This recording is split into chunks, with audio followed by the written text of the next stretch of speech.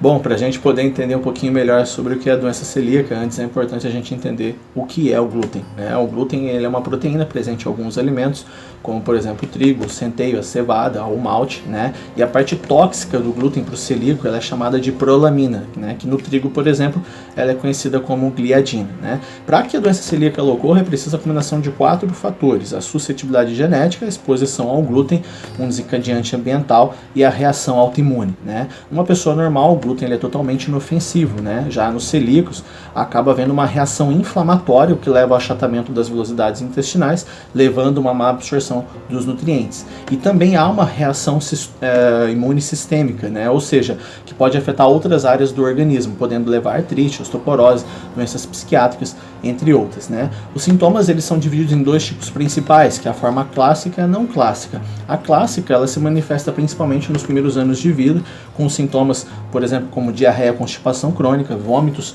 emagrecimento, déficit ou atraso no crescimento, dor e distensão abdominal, entre outros. Já a forma não clássica, ela possui ausência desses sintomas digestivos, ou eles até existem, só que no menor grau, né? Ela se apresenta mais tardiamente e os sintomas mais comuns, então, são a baixa estatura, a anemia por deficiência de ferro, artrite, constipação intestinal, osteoporose e até mesmo a esterilidade, né?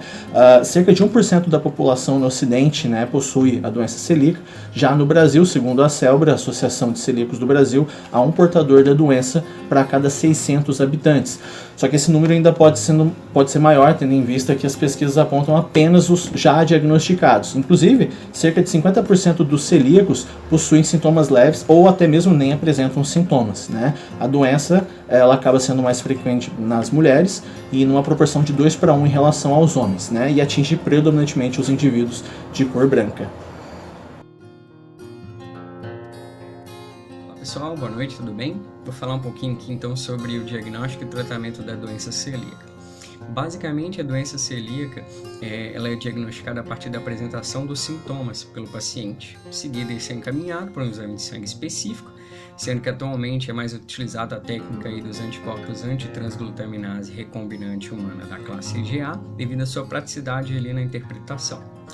A partir de detectar alteração nesse exame, é solicitada a biópsia do intestino delgado, na qual, se o paciente realmente for detectado aí com a doença celíaca, a interpretação desse exame deve avaliar ali as vilosidades intestinais do paciente totalmente atrofiadas, né? A doença celíaca ela não possui cura. Ela possui um tratamento baseado na alimentação, na qual se deve excluir totalmente e permanentemente os alimentos que possuem glúten em sua composição aí na dieta do paciente, né? Para isso a gente deve se atentar a 2 pontos.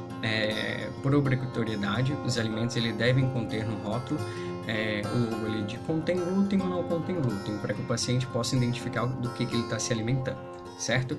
Porém, a gente tem a situação ali da contaminação cruzada, que é quando um alimento que não possui glúten é produzido no mesmo ambiente, no mesmo espaço que um outro alimento que possui glúten. E aí isso se torna um problema. Oi, eu vim aqui trazer algumas dicas e estratégias para você ter uma vida longe do glúten. Primeiramente, converse com seus amigos e familiares a respeito da doença.